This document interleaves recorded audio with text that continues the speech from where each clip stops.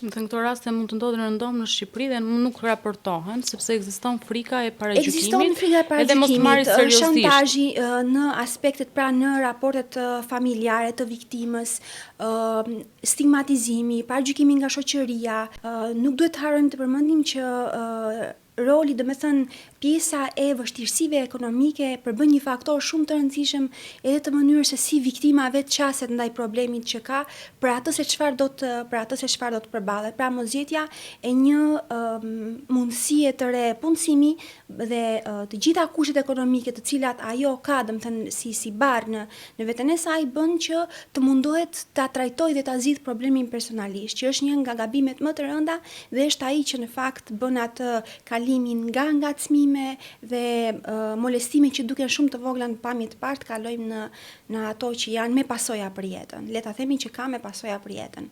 Që është fatkeqësi e madhe. Fizike dhe psikologjike.